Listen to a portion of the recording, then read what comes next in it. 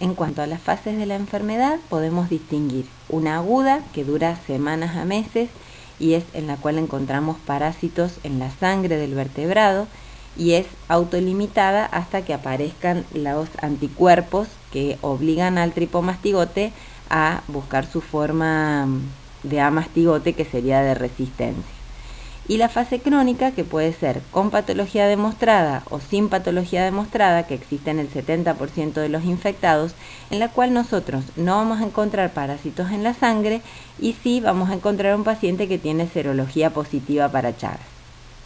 La tercera forma clínica que podemos encontrar es el Chagas congénito, aquel que se dio de manera vertical la transmisión y que puede nacer tanto como un niño muy afectado, con hepatoesplenomegalia, ictericia, como cualquier TORCH, o con una clínica aguda más leve, dependiendo del grado de afectación que haya producida esta transmisión vertical. Como les decía, en la fase aguda los síntomas pueden ser muy inespecíficos, que es lo más frecuente, cuando el paciente lo encontramos con fiebre y tiene un diagnóstico de síndrome febril prolongado que no tiene otra causa diagnosticada. Puede haber adenopatías, hepatoesplenomegalia, en los niños recién nacidos anemia, anorexia, edemas. La persona, sobre todo de mayor edad o de menor edad, que son los grupos más vulnerables, pueden presentarse irritables o somnolientos, con convulsiones, o puede haber ya formas más graves como meningoencefalitis o miocarditis, que obviamente lo ponen al paciente en un riesgo vital y que son más frecuentes en lactantes o niños menores de 4 años. Durante la fase aguda de la enfermedad, que tiene una duración que puede variar entre 2 a 4 meses y que depende del estado inmunológico, de las comorbilidades y de la vía de adquisición de la enfermedad, son positivos, como les contaba antes, los estudios parasitológicos directos, es decir, vamos a ver al parásito móvil en el estudio de sangre por gota fresca, por Strut o micrométodo, o por ejemplo en una gota de líquido cefalorraquídeo donde exista el parásito. La característica es que se observa un parásito móvil si uno lo objetiva a pocos minutos después de haber extraído la muestra. En transmisión vertical se considera que la etapa aguda dura hasta los 10 a 14 años de edad y tiene indicación de tratamiento. Siempre la aparición de un caso de infección aguda por Trypanosoma cruzi, independientemente de la vía de transmisión, constituye un evento de notificación obligatoria, un ENO. Los síntomas específicos corresponden a menos del 5% de los pacientes, en los cuales podemos ver, de acuerdo al sitio de inoculación, un chagoma que puede encontrarse en la cara, en brazos, en piernas.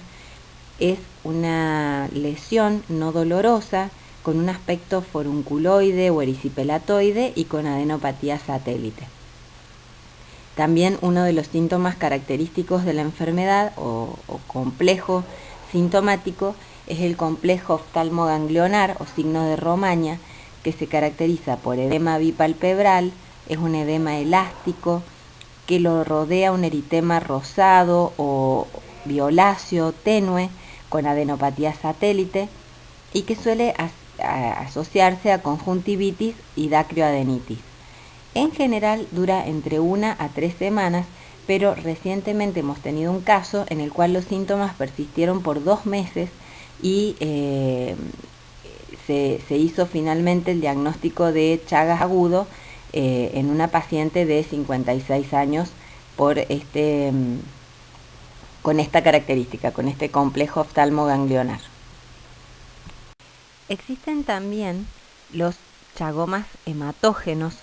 en los cuales la vía de diseminación es hacia la dermis y el tejido celular subcutáneo por la parasitemia, por lo tanto pueden ser únicos o múltiples y están localizados en cualquier parte del cuerpo, sobre todo en abdomen inferior, nalgas o muslos. En este caso, a diferencia del chagoma de inoculación, son lesiones como una paniculitis, o sea, es decir, son nódulos subcutáneos que no alteran el color de la piel suprayacente, no dolorosos y asociados a este contexto probablemente de síndrome febril. Otra forma de aparición clínica es el lipochagoma geniano, donde uno observa una especie de tumor blando en la bola adiposa de Bichat en la cara, y este suele ser doloroso. Es cuando obviamente la vinchuca pica en la zona de la mejilla, donde está la bola adiposa de Bichat. En cuanto a la anamnesis, es muy importante tener en cuenta el antecedente epidemiológico y ecológico, preguntar por la visualización de vinchucas en el domicilio, los antecedentes de transfusiones en 90 días previos a la consulta o al comienzo del cuadro febril, algún trasplante realizado en los últimos 12 meses, una probable infección en la madre y eventual evaluación serológica, tratamiento o patologías inmunosupresoras que puedan favorecer a la reactivación, alguna posibilidad de infección accidental, por ejemplo en laboratorios o ámbitos quirúrgicos, antecedentes de infección crónica ya conocida en este paciente, o la presencia de un síndrome febril prolongado o taquicardia que no cede con medicación convencional.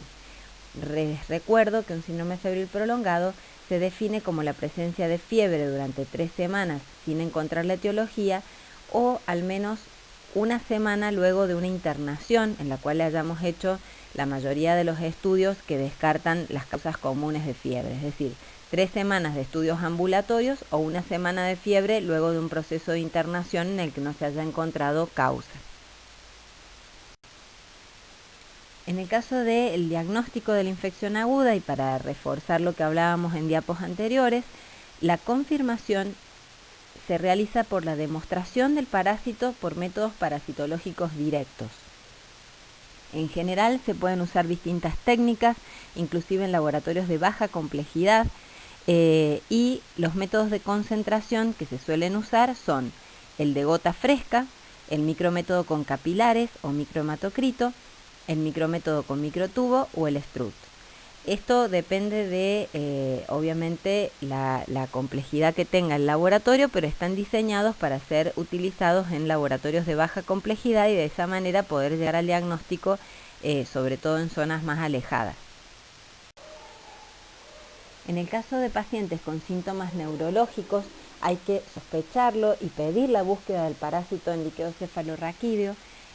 por un método directo también, donde vamos a observar parásitos móviles en el líquido cefalorraquídeo e incluso esto se ve sin tinción alguna, o sea, el bioquímico va a detectar algo móvil en el líquido cefalorraquídeo. También se podría hacer una PCR, que es una reacción en cadena de la polimerasa, pero esta técnica realmente no la tenemos disponible acá en San Juan y se hace en centros de mayor complejidad. Sería una técnica mucho más sensible en comparación con otros métodos, pero puede ser positiva en una infección crónica, o sea que tenemos que hacer una muy buena caracterización del cuadro clínico del paciente. Y en el caso de que no encontremos los parásitos en la sangre, pero sigamos sospechando fuertemente en un Chagas agudo, la seroconversión entre dos análisis con un intervalo de 30 a 90 días de tiempo, es decir, tener una IgG negativa y luego tener una IgG positiva, también sirve como diagnóstico confirmatorio de fase aguda.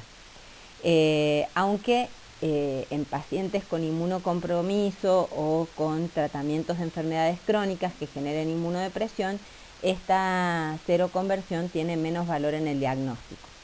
Las pruebas serológicas que utilizamos detectan anticuerpos IgG contra el parásito, y para poder demostrar seroconversión tiene que haber un aumento de por lo menos 4 títulos en esta detección.